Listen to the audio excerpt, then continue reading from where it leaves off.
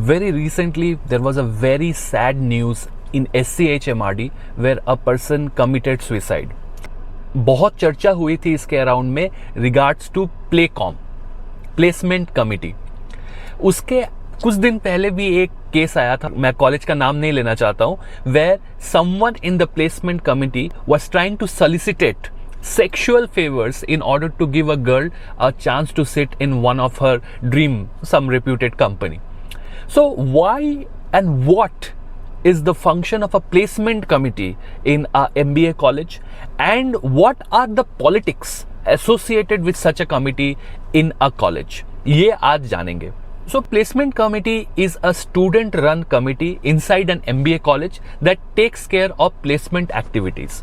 तो at the end of the day जब आप प्लेस होते हो तो एक स्टूडेंट कमिटी रहता है जो हर कंपनी के साथ बात करता है, उससे समझता है कि क्या उनकी रिक्वायरमेंट्स है, हमें 4 जन चाहिए, हमें 5 जन चाहिए, इतना सैलरी हम लोग दे सकते हैं. एंड फिर कॉलेज में समझता है कि क्या जैसा टैलेंट इस कंपनी को चाहिए क्या हमारे पास है, और इन दोनों को लिंक करके आपको प्लेसमेंट दिलाती है और कंपनी को कैंडिडेट्स दिलाती है.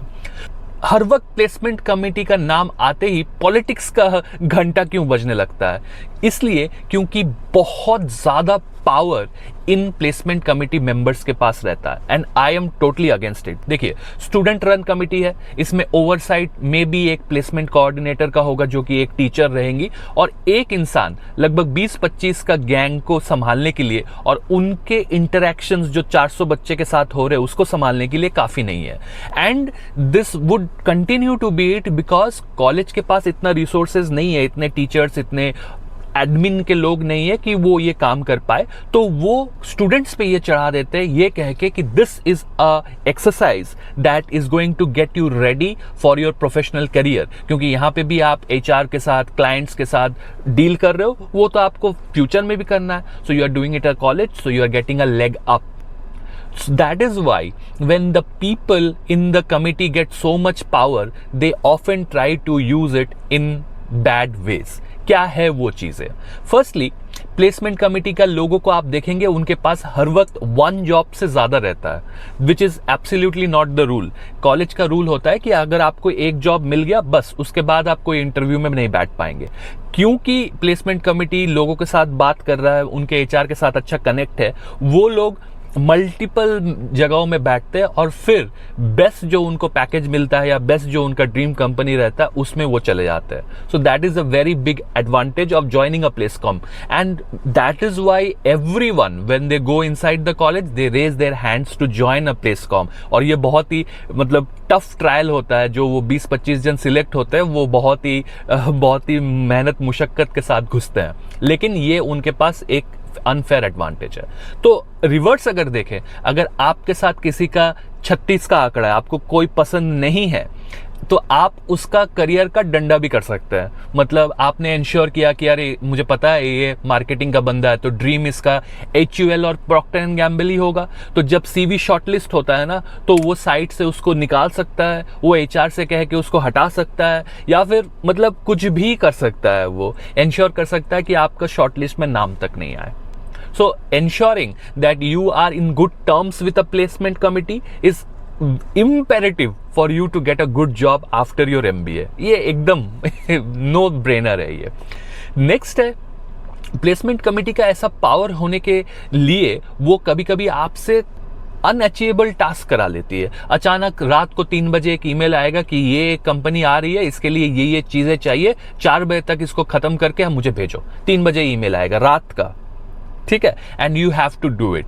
Then there would be immense number of cases where वो लोग छोटा से छोटा बात में आप पे गुस्सा जाएंगे कि शौविक ये क्या था, दिस इज टोटल अनप्रोफेशनलिज्म, ये लाइन ऐसा नहीं होना चाहिए था, आपके CV में ऐसा होना चाहिए था, आपके पास इतना भी प्रोफेशनलिज्म नहीं है, क्या मैं आपको स्पून फीड करता रहूं ये चीज? अरे भाई बता दो ये चीज करना है, ऐसे कर देंगे, ये कौन सा बड़ा है. तो I am telling you of a real situation जहां पे मैं प्रोफेशनल था. मैं 3 साल TCS में काम करके गया था, and I was interacting with clients every single day, so I know a little bit of what professionalism is. और ये कोई बंदा था फ्रेशर, एंड वो आया ही था अभी प्लेसमेंट कमेटी में घुस के, उसको लगा कि वो राजा बन गया है. And that is how you want to show your power, because I would not bend down. They would try to nudge me, or I wouldn't bend down because मैंने कुछ केस कॉम्पिटिशन्स जीत रखा था, तो मैंने डेलॉयट का case competition जीता था, KPMG का जीता था, एंड दोनों से मुझे PPO आया हुआ था, तो इसीलिए मैं भी चौड़ में था, वो भी चौड़ में था, तो हमारा हर वक्त लगते रहता था. But not many people can afford this chord. Like for example, if you are dreaming of going to a BCG or a McKinsey, तो ये लोग कॉलेज में आते हैं और 5 जन 6 जन को उठाते हैं, कॉलेज 400 जनों का है. तब अगर आपका प्लेसमेंट कमेटी के इंसान के साथ अच्छा टू एंड फ्रो नहीं है, तो आपको तो शॉर्टलिस्ट तक नहीं आएगा. कन्वर्शन का तो आप भूल जाइए, राइट. तो उस समय में बहुत ज्यादा पॉलिटिक्स होता है मार्केट में. So that can start with very smaller things like you trying to flirt with a placement committee member, or vice versa, placement committee member flirting with someone who is a candidate, and trying to solicit favors, and I am talking sexual favors, which like is totally a no, because you are in a position of power, or you want to, as a candidate, want to get that seat in that reputed, you know that अच्छा आपका profile उतना solid नहीं है, तो आपने दोस्ती बनाई, यारी बनाई प्लेसमेंट कम्युनिटी के साथ, and it is irrespective of sex. बंदा भी हो सकता है, उस तरफ बंदी भी हो सकता है, और इस तरफ बंदी उस तरफ बंदा भी हो सकता है. And you try to gain that favour and ensure कि आपका नाम शॉर्टलिस्ट में आ जाए, क्योंकि इनके पास कॉन्टैक्ट है. क्या करना है, आपका CV को लेना है, CV का प्रिंट आउट लेना और उसके अंदर में घुसा देना, इतना ही तो काम है, right. So this is like unprecedented amount of power that I personally think should not be, because ये आपका पूरा करियर डिसाइड कर रहा है. आपका जो पहला जॉब है, आप मान लीजिए आपने कंसल्टिंग के लिए प्रिपेयर किया और आपका नहीं लगा, आपको कोई मार्केटिंग कंपनी, मान लीजिए आपको डाबर मैरिको मिला लास्ट तक, आप चाहते थे कंसल्टिंग बनना, आपको लगता है फिर आप कंसल्टिंग इस ट्रैक में वापस आ पाएंगे, लेकिन बहुत डिफिकल्ट रहेगा, right. So if the stakes are so high, your own colleagues should not be in that position of power, because they are almost determining how your life would turn out to be in the future. That is what I think. So but bottom line अगर हम लोग समझे, so when you go inside the college, you should be applying for placement committee, because that is the place where you would ensure maximum salary and best job. वहाँ आपको placement committee ही join करना है. दूसरा, honest urge to the academic people of the top renowned IIMs, top renowned MBA colleges, that oversight committee होना चाहिए placement committee का, so that they don't go crazily influenced by power. ऐसा नहीं होना चाहिए, and things are kept under check.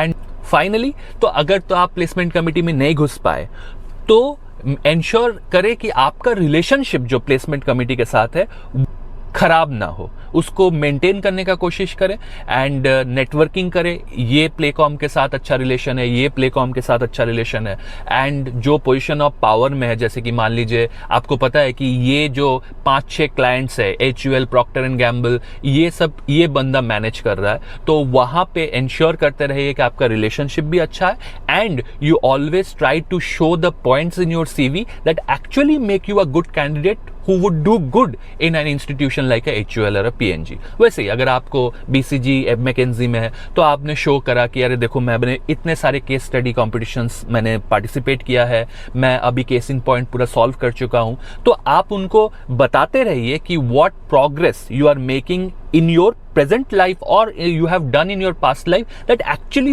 makes you a good fit to join those companies. उनको इत्तला करते रहिए, उनको ये नोटिफिकेशन देते रहिए. सब कोई खराब नहीं है, इतना तो हम लोग सब मानते हैं ना. There would be some bad peas, and those bad peas would be always be there in your professional life throughout. कहीं भी जॉब में भी मिलेंगे आपको ऐसे कैरेक्टर, सब मिलेंगे.